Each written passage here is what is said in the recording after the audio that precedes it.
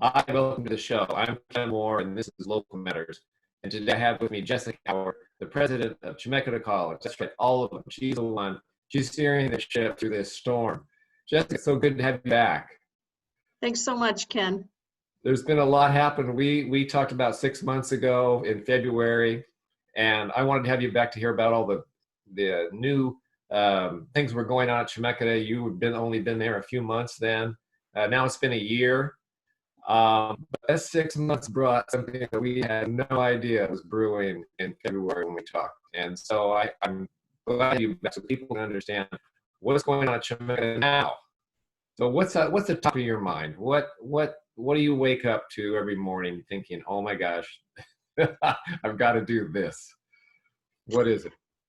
Well, I would say one thing that the COVID-19 pandemic has taught us is how to manage the unpredictable, because that would be the word to describe where we've been since mid-March.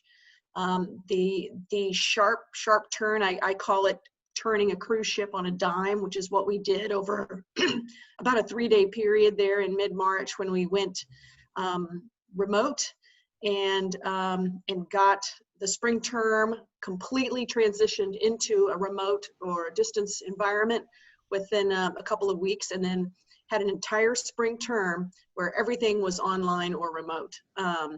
And it was just a huge transition, and everybody had to step up and be incredibly creative, and we had to train ourselves while being virtual, right? So we had scores of faculty who were learning what it meant to do Zoom and have different modalities of teaching and learning while they were remote themselves. And then we started spring term, and we just concluded it a couple of weeks ago, and now we're into summer term. Well, I want to ask you two questions. They're kind of opposites. What surprised you as a wonderful resource that appeared or manifested? And then what was your biggest bottleneck? What was the biggest lack of resource? Yeah, well, I would say certainly Zoom and these video conferencing tools have proved invaluable. I do think people have a love-hate relationship with them, but without that, I don't know how we would have transitioned the way we did. All of those courses, we have hundreds of offerings, and so Zoom and similar tools were extremely helpful. The challenge we had, without a doubt, was trying to get everyone who was working remotely, generally from home, like myself, situated to be able to do that technology interface, right? And then realizing that we had most of our students weren't necessarily ready or able to participate online. So we bought a whole bunch of Chromebooks, and we had drop-offs and deliveries, and then there was the whole issue of Wi-Fi and high-speed internet, which we realized many of our communities didn't have the benefit of having. And so we extended Wi-Fi from our buildings so that students could come up in their cars, staying in their cars with their laptops, utilizing our Wi-Fi to be able to take the courses we were then offering remotely. So one of probably the most sobering thing about this whole pandemic was that it really threw a light on the gross educational inequities that exist in our region and throughout the country, but certainly in Marion, Polk, and Yamhill counties, where you have some folks who have computers and have high-speed internet and Wi-Fi, some folks that don't, entire families that are sharing computers and things, and then the digital divide on top of that. So our most vulnerable students, of course, even with all of those pieces, would have additional difficulties in learning, which is already something that you are stretching to do with a whole mechanism there that you're not familiar with. So that was the piece that we really had to think hard about and try very hard to solve, again, remotely. So yeah, I've heard it said that this pandemic has relieved us of the illusion that things were okay before, that it's shining a light on these economic disparities and opportunity disparities. And I think that light has created some growth. Absolutely. And I think now when when I have the privilege of engaging in the regional economic development and emergency response team type conversations that take place in our region, the number one concern is around the infrastructure to create the internet connectivity and to bridge the digital divide. And the counties are very conscious of this. And there's a lot of federal interest in this, but it is a real issue, particularly for our rural areas. Fantastic. So you actually saw the parking lots filling up for class. We did have that, yes. But it was, of course, it assumes students have cars. Yes. Right. So, Okay. yeah. So yeah, if you ride on the bus, and then you've got to keep your laptop, your Chromebook charged for enough time. Right. And in some classes, the Chromebook doesn't work really well because you need more than one tab open. You need a couple of different images. So we found out too some of the limitations of the technology that we had been purchasing in bulk to loan out. And we did other things.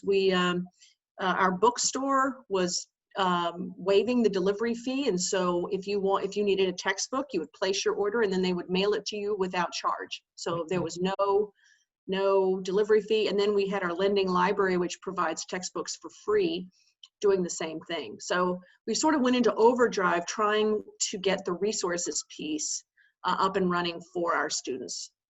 That was a big logistical challenge. I would like to touch on that piece of technology that I just learned, that Chromebooks don't have the ability to tab to different pages. What is the next level up of a piece of technology that solves that problem? What did you have to sometimes step up to? Well, it's the question of getting a laptop that is Okay. an actual laptop, and and trying to figure out what classes students are taking to know what the resource would be. It's challenging. Yeah. All right. So turning that cruise ship maybe a bad metaphor. It's no picnic. You can suggest that we're all relaxing all the time. I'm not sure that.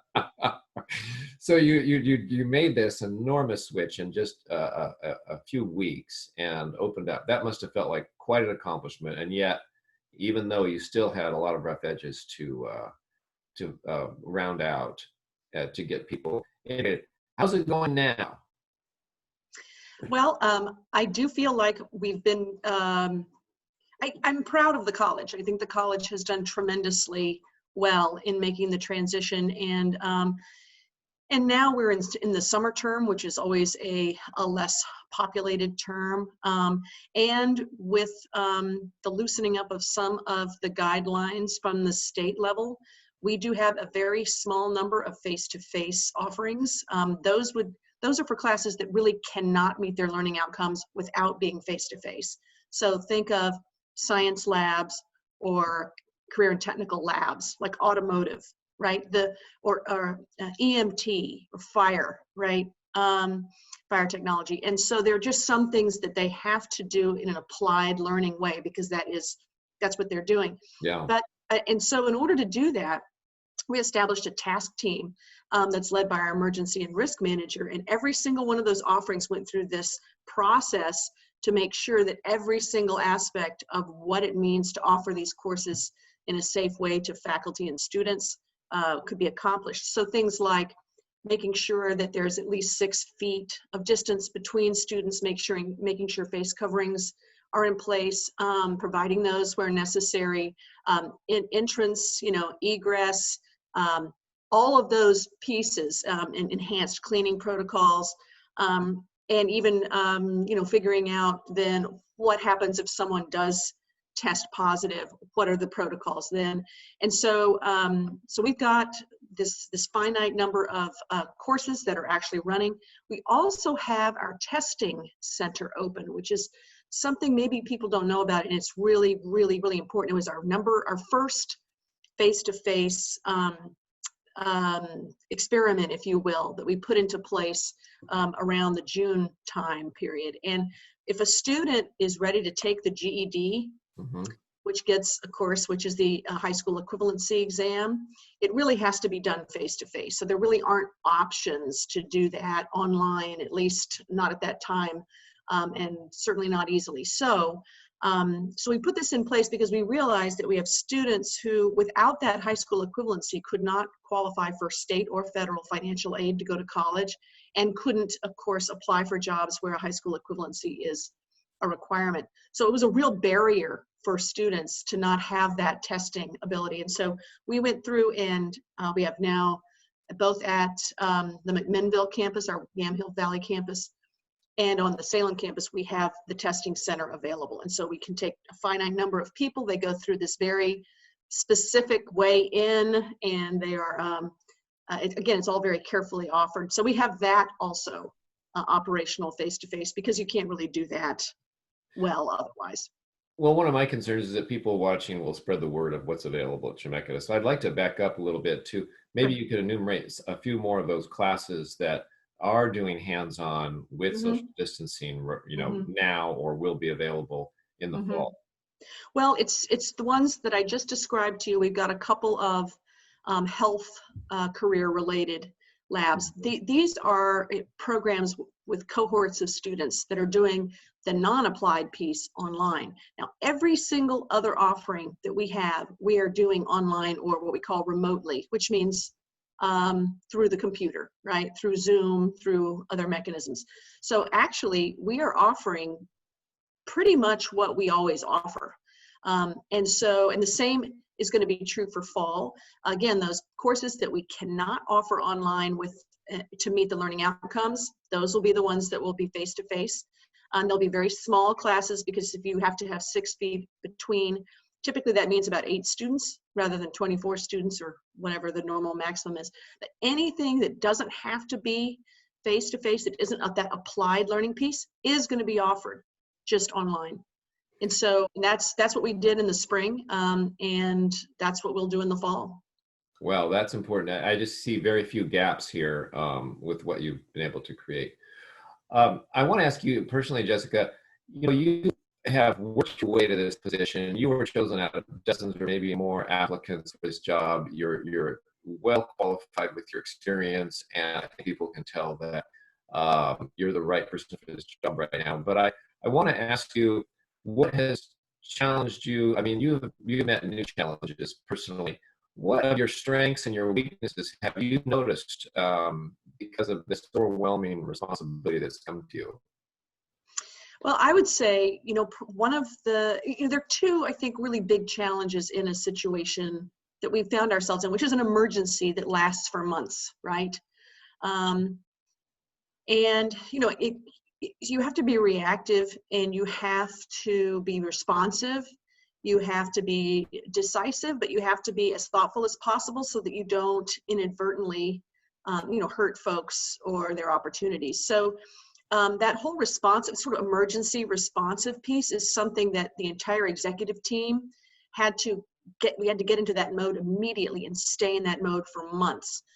Add to that we're all remote, which adds its own kind of interesting, almost claustrophobic aspect, because you're staring at a computer screen all day in a house you never leave, right? More or less.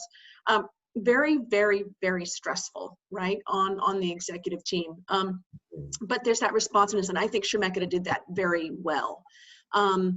The other thing that I think is so important is how we continue to create community and how we communicate in a time where people are, there are so many unknowns, and really people would rather have you tell them something they don't like just so that it's a known thing, than to say, we just don't know the answer to that question, because that is so unsettling. It can be so destabilizing. And so communicating well, very often, being as transparent as possible, that's the other piece that I think is important for the leadership to be able to do. And so we had lots and lots of Zoom meetings with the managers every single week.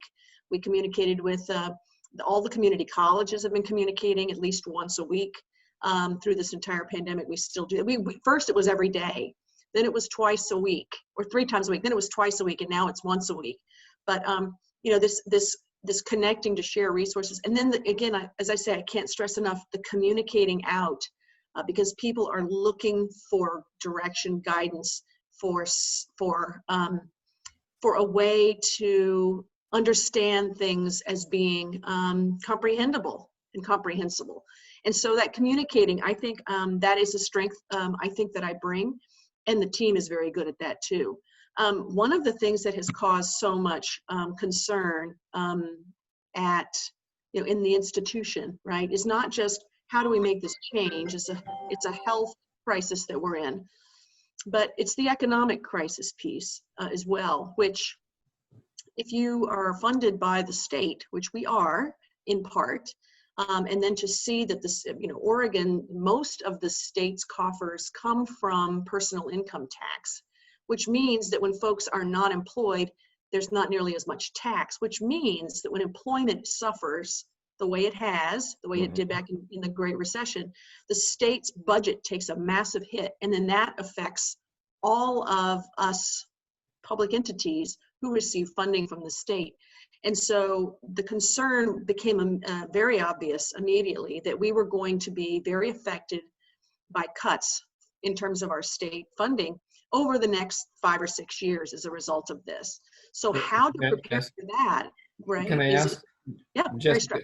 just to give a feel for that percentage of state funding, where does your funding come from? And when you say that state funding was affected, is that how big a piece of the pie is that, and how much was that piece of the pie reduced?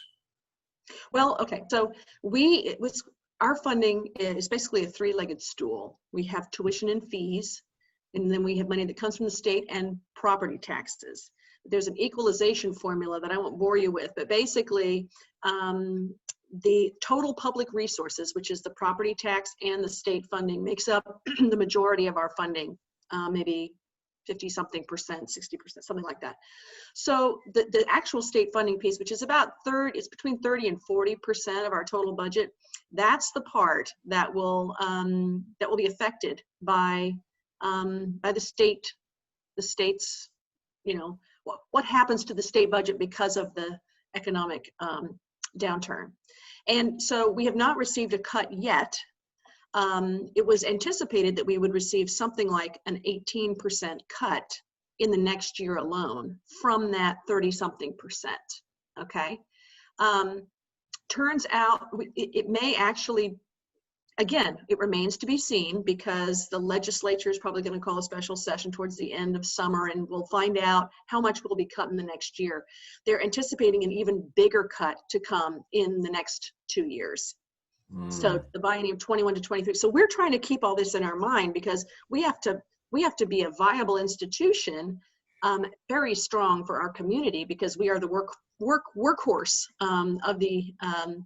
of workforce development, right? I mean, we get people back to work, we retrain them, we reskill them, and so we're expecting to have a big rise in enrollment within a year or so, which is, again, what tends to happen because we're counter-cyclical with the economy.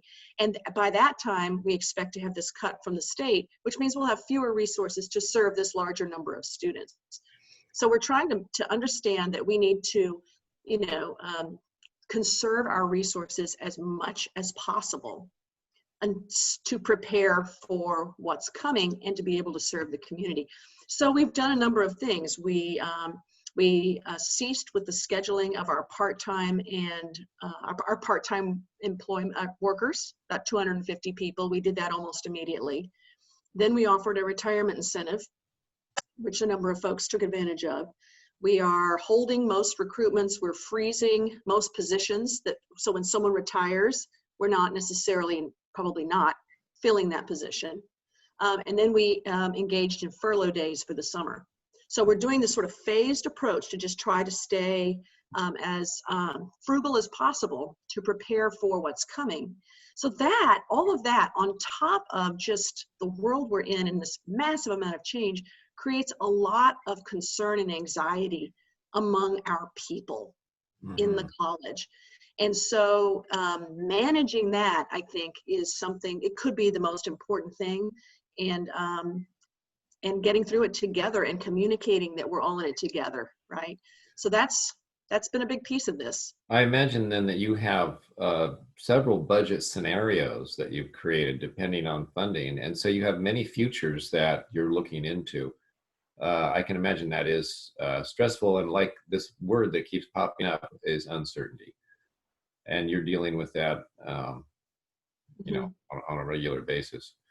Um, We were able to, sorry, Ken, I forgot to mention one thing. We were very fortunate, of course, to receive some federal CARES funding, and we're able to pass on $750 basically directly to all of our students who are federal financial aid eligible. And we did that in the spring term, and that was good because our students, of course, need that kind of support. And so that federal funding, there's some of that that's going to come to the institution as well, but a lot of restrictions on how it can be used. how does your summer enrollment this summer compare to last summer? Is that something that's interesting, that it's gone up or down for various You reasons? know, it's down a small amount, but again, I would say within a normal range. We have, as you know, we've had something like 7 or 8 years of lower and lower and lower and lower enrollment. Because again, as the economy gets strong and unemployment goes down, we see fewer students. Hmm. But numbers are in the fall term this year is mysterious. All the community colleges were kind of scratching our heads because we think a lot of students are going to wait till the last minute to determine, are they going to go to a four-year institution where chances are very good they'll have a residential experience with question marks all over it, and probably a lot of hybrid or online classes even in that scenario. So if that's the case, why wouldn't they just take those online courses from us? And I think there is, I think there's just a lot of question. And so we're kind of expecting, again, the unexpected. Hmm. I'm not sure our fall number, which shows a little bit down, I'm not sure that's accurate. We'll see what happens. Now, does attendance, there's some tuition to go to for the student. Yeah. That's probably a small percentage of your budget, though, or is it? It's about 30 some percent. Oh, okay. 30 something, 30 to 40%. And what happens is, we don't want to raise that ever. But if the state funding goes down, we still have to, in order to offer the classes, that's one of the only levers that we have. Hmm. But we're going to try very hard not to raise those rates because obviously our students are not probably in a position to pay more during this time. And in the 17 community colleges in the state, we are right in the middle, and that's where we strive to be. So, we want to keep the well-being of our student squarely in our mind and see how we can get there without having to put it on the backs of those students. Yeah. Yeah. So your day, really, you're at home, I guess, I am. and you're pretty much on Zoom All day long. all day. Yes, I have I made one of, we have an extra bedroom upstairs. It is now my office. And I try to mimic the habits of work. I put on my work clothes. I go upstairs.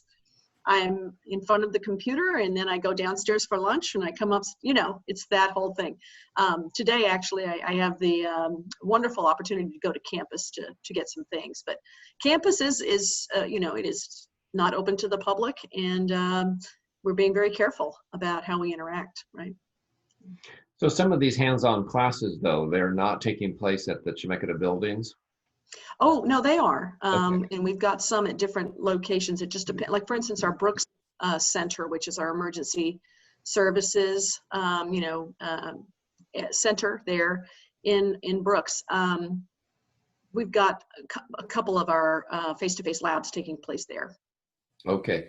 Yeah. Brooks, would you just go through the sites, the campus sites? Sure. So, we have our large campus, obviously, in Salem on Lancaster. We have the other comprehensive campus we have is in McMinnville. It's the Gamhill Valley campus, and we have a testing center there that's open. And I think maybe one medical assisting type lab, I'm not sure. But again, it's where the program is located. That's where that face-to-face class is going to be, right? Then we have the Woodburn Center. We have the Brooks Center, which is criminal justice, fire, EMT, all of those emergency services type programs. Then we have EOLA, which is our Wine Studies Center. We've got Now, Eola, just tell us, maybe somebody doesn't know where that is. EOLA is in West Salem, and it's beautiful. We've got all our vineyards there, and our wine making program. And then we have, we've got down in Polk, we got the Polk Center, which is in Dallas. And I feel that I am forgetting one. What if I forget? If I forget one, you know, I'm in deep, deep trouble. Well, I'll let you think about it. We won't cut that off. But maybe you could just give us an advertisement for people that know students or are potential students watching here. Why come to Chemeketa? What have you got for us? What's exciting? What's new? Just give us your 60-second ad.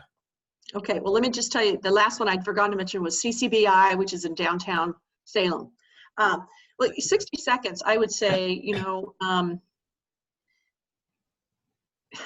Chemeketa offers amazing courses that are transferable, that lead to a degree or certificate, or that transfer seamlessly to universities all around us. And it's affordable, it's close to home during these times when people want to be safe and there are a lot of question marks. It's an excellent option. We're also, we're very able to change quickly for workforce demands. We know that healthcare and a lot of cybersecurity and other computer type careers are going to just explode in the next few years. Those are things that we can offer. I think that we also have all of our student services online. We've got tutoring online, you know, and again, resources like computers and textbooks and all these things. We're waiving our digital course fees, all of these things, so you can get resources for, it's just an astonishing college experience for an extremely reasonable cost, which sometimes makes people think erroneously that it is not the quality experience that it is. But it is. And during these times, it seems like an incredibly just viable option. And our hope is that in the future, people will see us less in a sort of category that is mutually exclusive. Why can't someone be taking a university course and a community college course at the same time? What does it mean to prepare for other types of learning? How can we contribute to that? And I think that life after COVID-19 is going to be different. And I think sectors like community colleges are going to be the ones that can adapt very, very quickly to what it means to accommodate the working adult and to utilize this, this distance technology to serve people better and people in our region better. So the key to that, of course, is some of those infrastructure pieces we talked about, you know, like Wi-Fi and broadband, but we're working on that. All right. Well, you know, two things that caught, excuse me, caught my ear. Cybersecurity, that's like, oh boy, that sounds really interesting. And then online tutoring, that sounds great. I'm not getting it. I don't have to go to the office, you know, schedule it. I can just be right here, comfortable with my books, my questions. It sounds like an improvement over the situation. Trying to schedule time in a lab or something. Anyway, definitely. I just thought, boy, that sounds great. Yeah, cool. and we've got a writing center online too. We've got librarians online. All of these services, I mean, it's incredibly convenient. And I think that is something that's becoming increasingly important. Only two other things to tell you, Ken. One is that we are in the process of constructing our new agricultural sciences building on campus. And so by the time I think we can really go back to a lot more face-to-face. That will be in place, as well as our diesel operation in Brooks. Ag science and diesel. I mean, the list is just, if you can imagine it, it's probably there. You guys just have an incredible resource for our community. You know, I just thought of this metaphor. You can to get through the woods, you can run through the woods if you have to get through quickly, but you're going to get hit by a branch and you're going to trip. You can walk carefully through the woods, but it may not be in time.